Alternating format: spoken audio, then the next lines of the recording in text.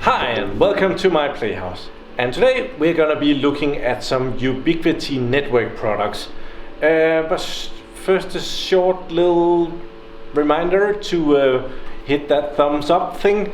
I can see in my stats that it has been too long since I've asked you to do that, because that's about the only thing that is going down on my channel right now. That's the amount of likes. So please give me a like.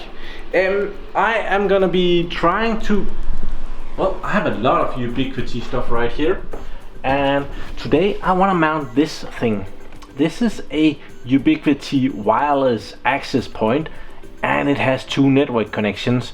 And this is very cool in the way that you power this through this network connection. This is a PoE in plus data, and well, it's more or less it's a small switch also.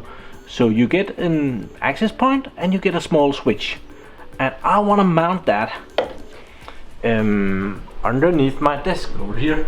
I am aware that that's not a perfect place for an access point, but it's a perfect place for two network ports. And well, that plug is actually, I'm gonna put some power in there, I think. I have mounted connections along the wall here. I haven't gotten to actually make any power in them yet, but the idea is that I want my access point to be sitting down there and have those two network connections, which I think is really awesome. I'm not gonna be running my PC over wireless. I'm gonna be running it through a cable. So but the Wi-Fi network is quite a bonus. I have a lot of network connections thingies here right now. I have this Ubiquiti professional Wi-Fi access point. I have this one. It's not a professional one, but they have their pro line. It's not in the pro line. I was just a tiny bit too cheap to get that. And then there is a Pico station down here. So right now all of this has not been adopted in my Ubiquiti network right now, so I think I have to start by doing that. And the really awesome thing with this is that I can probably connect different VLANs out into these ports, and that would be pretty cool. Let's connect to my UniFi setup and see how this turns up in there. So right now my Ubiquiti UniFi controller looks like this. It has the my PlayHouse USG, it has the 10 gigabit backbone switch, and it has found that 150 watt Ubiquiti 8 port switch that needs adopting right there. This Wi-Fi basement, I have moved that to my apartment in Aarhus, so we need to get rid of that. I don't know how to do that, but I'm guessing that it's over here somewhere where we can tell it to forget that. Manage device down here, maybe? Down there. Here, forget this device. So we'll just forget that, and it asks us if we are sure about that. Yep. So that disappeared. So right now it doesn't see my little wall mountable thing there. It sees the Pro access point, but I'm guessing that if we adopt this, that might be good, and it might find something more. So over here we will press the adopt button for adopting the switch. Adopting, that will take just a little bit. So the switch has been adopted. There is an upgrade ready for it. And I do also want to change the name. The MAC address is, well, it's not cool to just have the MAC address standing there. And also the IP number is not the preferred one that I want. So yeah, but I haven't even changed the IP number of this switch, but well, I think we should do that at some point. That can wait. But I am wondering why that little Ubiquiti wall thing isn't showing up. So instead of me calling it the Ubiquiti wall thingy, here it actually is. It's a UniFi AC In-Wall Wi-Fi access point. In-Wall 802.11 AC, blah blah blah, model number, a lot of stuff there. And this is really meant for hotel rooms. We have like a hotel here, we have small rooms, bathroom and a hotel room, and it's meant for you to have a little box like that on the wall, and management would be able to control those Ubiquiti box from a centralized unit in all the different rooms. And yeah, I got it because of those two network plugs here. I really wanted to be able to plug my computer into that and just have one cable going out and have, it's kind of like 3 connections on that one cable, right? You have 2 network connections and you have that Wi-Fi connection. Actually have 2 different Wi-Fi connections, so that's kind of cool. And this is the one I got. This is the cheaper one of them. I'll try and link that in the description. But you can see it's 300 megabits per second and in the 2.4 gigahertz radio rate, and it's 876 megabits per second in the 5 gigahertz. I would get some more if I had gone with the Pro version, and this is the Pro access point that I had over there. So I do get this when I put up that access point. I don't have the wall mount for that one actually, so well, I need to get that. Let's go back to the UniFi thing here, and I'll come up with a good name for this. Okay, I just checked at the switch, and the cable for the in-wall access point and 2 connections, that had dropped out. So now it's in there, and I also took a chance and just reset the Pro access point as well. That's the bottom one you can see down here. Let's get the mouse. That one, that should probably come up and ask for adoption as well. So we're gonna adopt this in-wall access point now. That's probably gonna take just a tiny bit as well. And I'm very curious to see how that looks when we go over to it, if I can actually do something with those ports. And I'm gonna be looking in and how to mount it on my wall down here.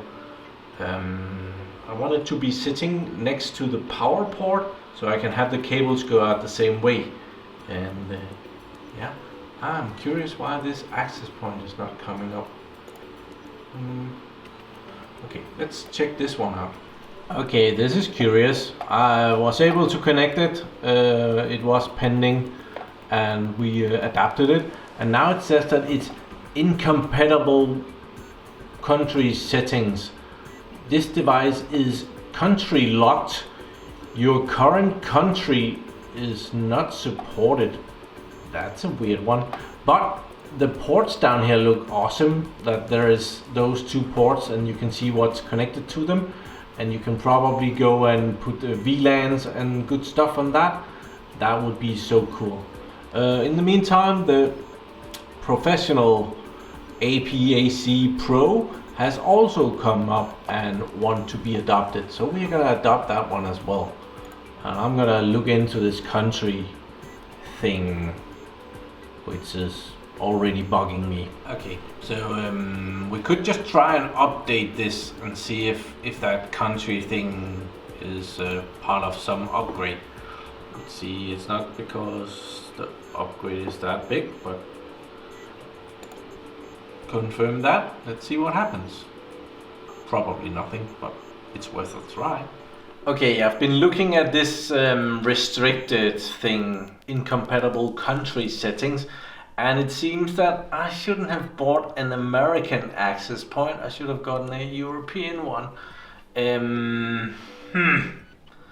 It actually seems to have been better if I bought a European one, because there is less restrictions on ours somehow, and I thought we had restrictions enough. So, well, I'm gonna update this PoE switch as well. I call that 1 gig 8 port PoE switch. I'm so inventive. Let's give this wall mount access point a good name as well. We should be able, let's hope general, we can still give it a name. I have no idea if it still works, even though it's locked down in some weird way. But we can probably try and give it a name and see. I only have that one. If I ever get one more, it would probably be a good idea to call it a living room and second living room, and maybe give them a number and put on a label on them. But right now I only have that one, so it'll be fine. See, and it changes that right away. So cool. So this little in-wall thing has a lot of information: firmware version, IP number, how long has this been up. It has been up 1 hour and 26 minutes. I had a visitor. My cousin went by, so I used an hour together with him. Uplink, it tells us what connection it has to the switch. It tells us that it goes to the switch and which port in the switch that it goes to. Very nice if you are going to go troubleshoot or something. The speed is 1000 megahertz and it's full duplex, and it also tells us how much traffic that is going up and down. I don't know if it calculates all of that or if it's just a moment in time. Then there is a radio 11NBG. I'm not totally sure what that is. And then we have 11NAAC. VLANs. Right now that is like that. I have no idea what I can use that for yet. Performance 24 hours, hasn't been on that long. Okay. We have the ports, the 2 external ports that I thought was really neat. The thing that I don't think is really neat is that country thing. I would really suggest that they would just have it not show that and just work anyway, and maybe just don't use those channels if you're in a country where that's not allowed. But what I read was that was not legal in the United States. So if the access point would not be allowed to be able to use the channels that we use over here, so that's why it's locked to the US.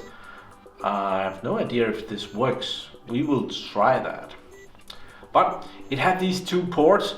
It has port 1, which has PoE out, so the device gets PoE, power over Ethernet, in, and is able to forward that out of port 1 as well. So I could actually take another access point and daisy chain them. And that would be pretty neat. Although that's not what I'm gonna do. So if we pick this one and edit it, we can see that we can give this port a name, and we would have to configure some port VLANs before we can do anything else. It needs some kind of a trunk or something to do that port thing here. But it's pretty neat that I under my disk could have this box sitting with 2 ports, and I could have it connected to one network, and I could change the port and it would be another network. I like that idea. Then we have users, nothing, there is no users on it right now. Guests, config, we were in there, and we can config a lot of stuff. And I don't know what half of it is yet, so we could just look at the menus. VLANs, Crucials online, services, network, reset button, manage device. Yeah, this is where we can forget it again if we need that. Debug terminal, never try that, but it has a lot of good features. Tools, RF environment, so scan. Let's see what's. Are you sure you want to trigger and yes, What does this... Oh, I have no idea what we're doing right now. It's RF scanning. It will probably come up with some channel stuff down here. I think we'll be back when it's done. Okay, it completed scanning, and I think that what we see here is that there is not very much traffic here. We are way out into the country. Just see here, it's all very light orange, and I think that means that either of these channels would be great for having your access point at.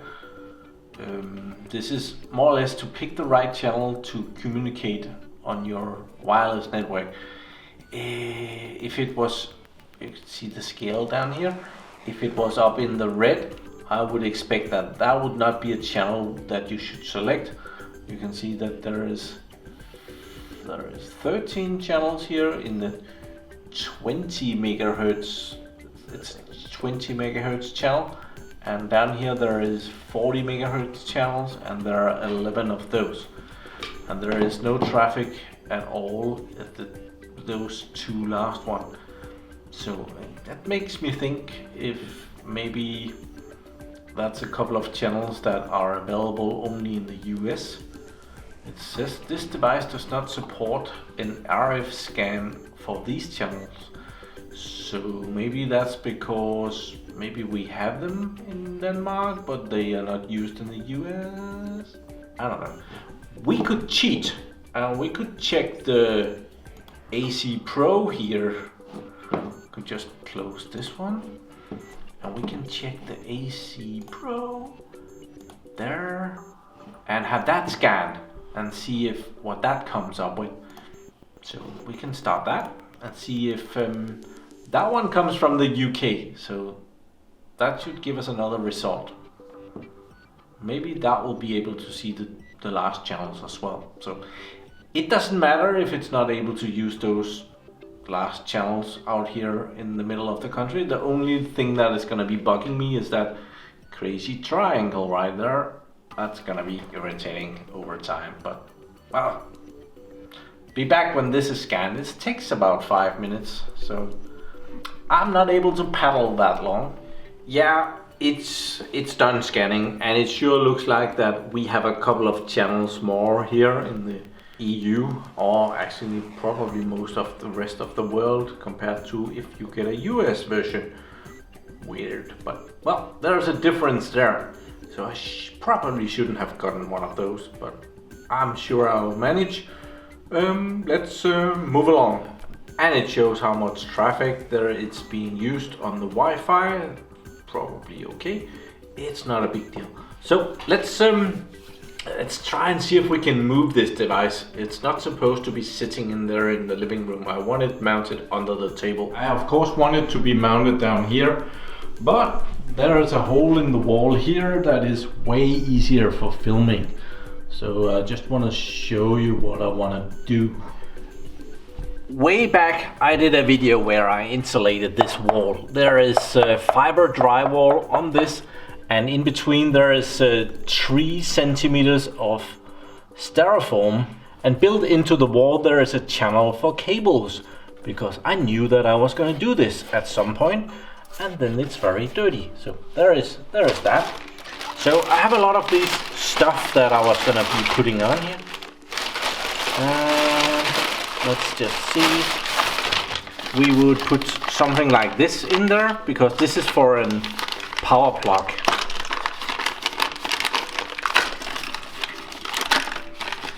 And we would put a power plug in there, and then we will put a nice cover on top of that, like that one, probably something like that, right? And then beside that, I want the access point to be sitting. So I need to make a hole in the wall somewhere, but I need to make sure that I don't cover up this, because that would be stupid, right?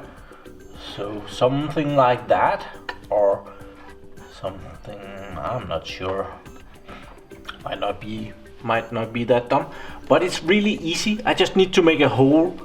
This is not This is not far, and I just needed to be able to have that plug sitting in there, and I don't actually know how much space I need for that, but we'll figure that out.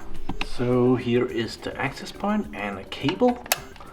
Okay, it does stick in a bit, but it will still be in the styrofoam, so that is probably okay. And I can do something with a cable. It doesn't need to have this plastic thing out there, so if we just have a cable with a plug, well, it won't be longer than about there or something like that, so that will be good. What looks best? Level?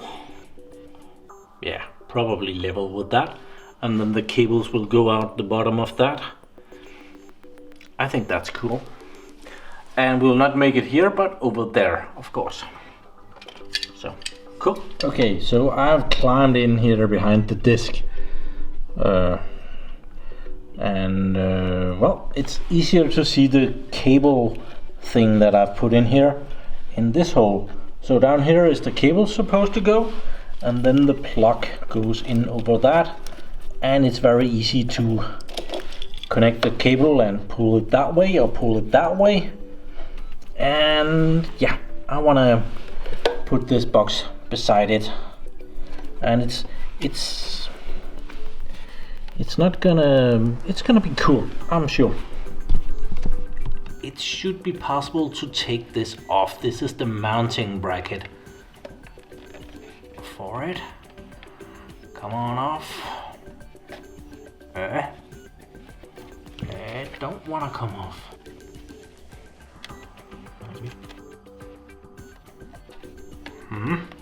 Okay, it did come off. It just needed a little bit more violent, so we can dismount this. Have this magic screwdriver. It's really handy for stuff like this.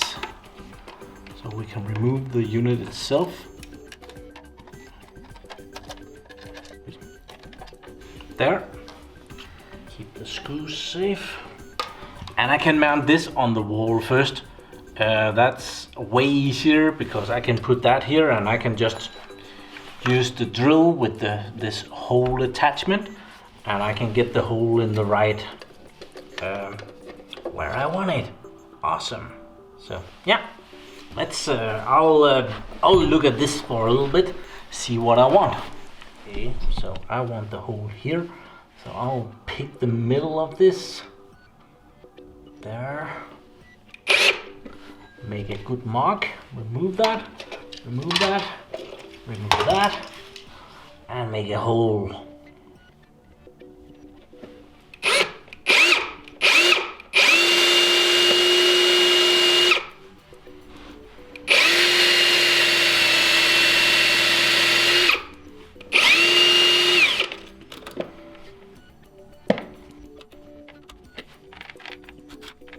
And the battery needs to be recharged.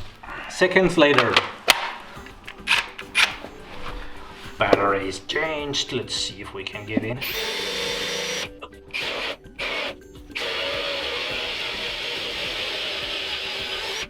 There we are. That's enough. What a mess I made already. Dope.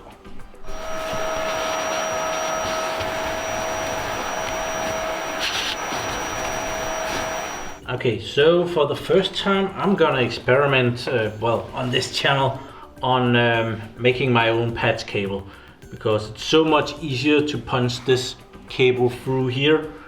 It's gonna go into this cable thing and it's gonna come out here.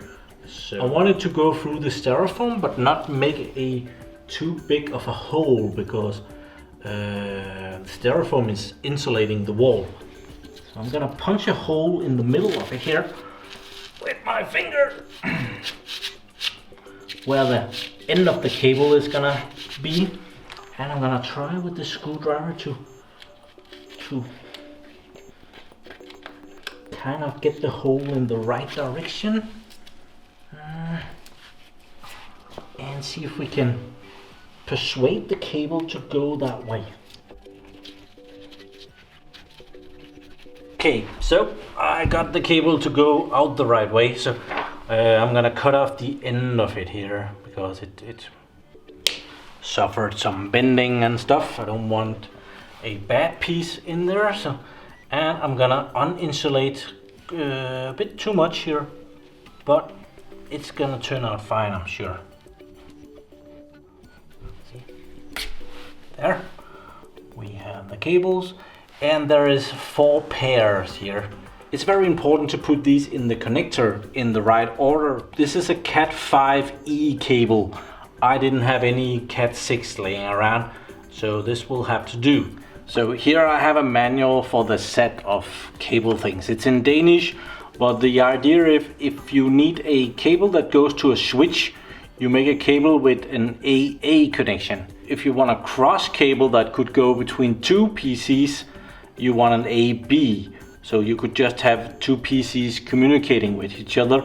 But I want to make an AA cable. And the magic thing is here that, well, orange here is orange, white is white, orange, and then it comes with green and white, and then it's blue and white and green. And so this green thing is split up.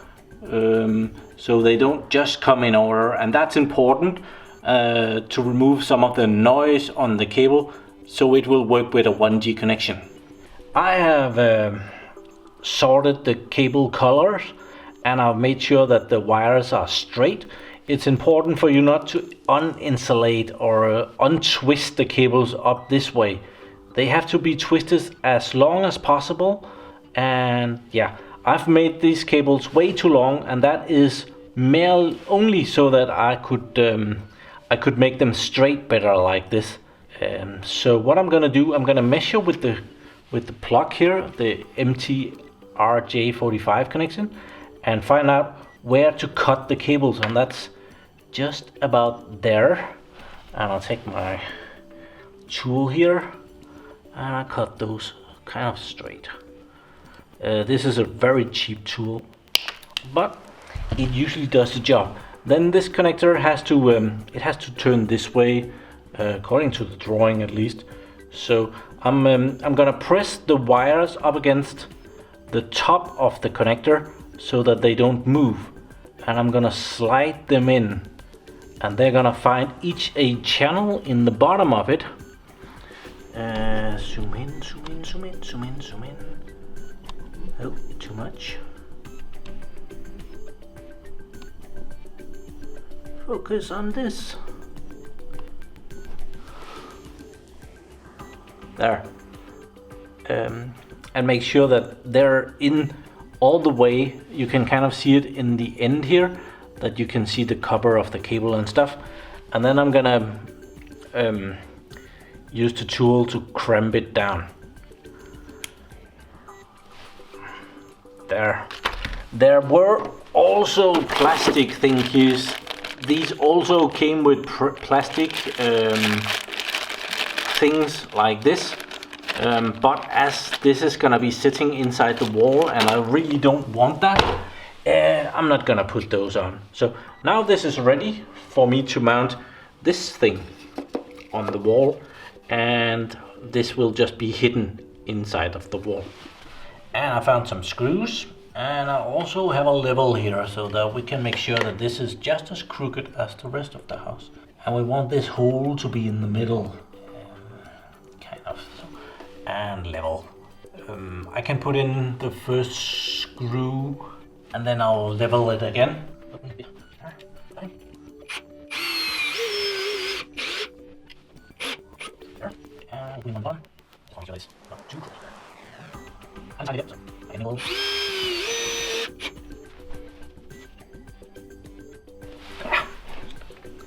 That's cool.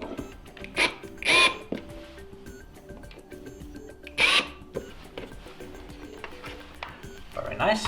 I'll put in the rest. I have decided to put a screw in each of these corners.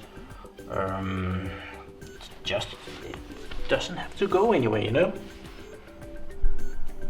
So I'm gonna do that, hopefully real quick.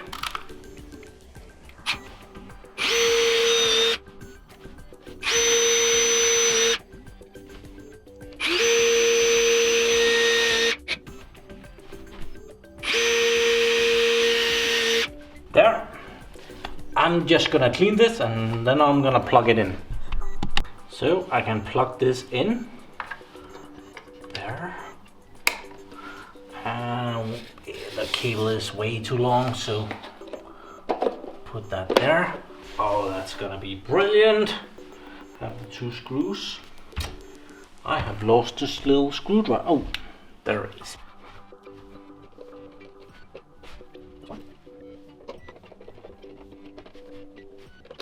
That's 2. And we can put this cover on. It even still has the plastic protection. I'm gonna let that sit. It's probably gonna get dirty at some point, and then I can remove the plastic and it will look brand new again. That's always nice.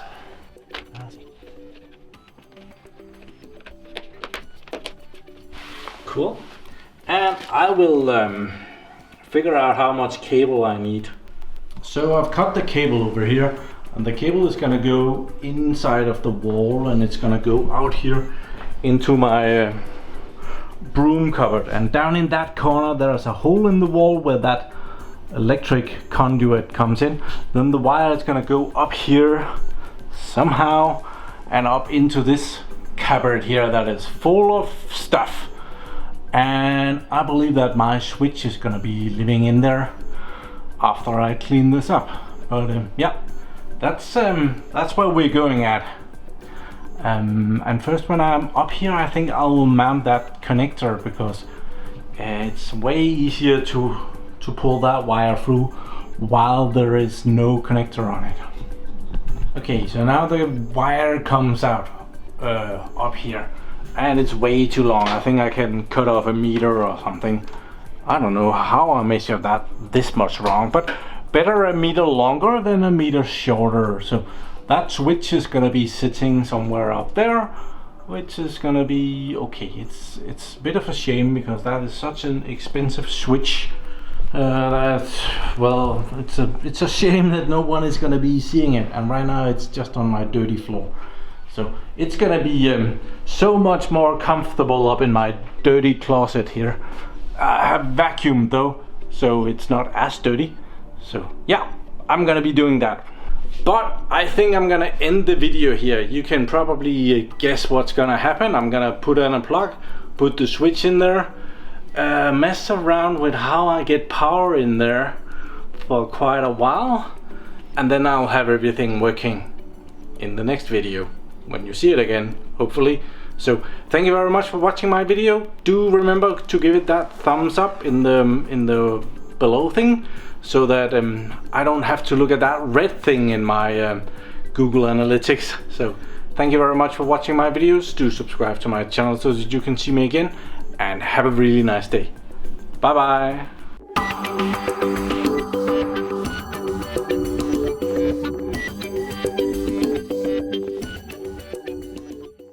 Okay, there's a sneak peek. You watched to the end of the video. So I did this. The box is connected. It's powered up. I have connected it to my PC, and the internet is working. And out here, the switch is sitting up here. I have put in the plug from the Datacenter, and this plug goes into the wall mount. So that's for how far I've gotten. So thank you for watching to the end.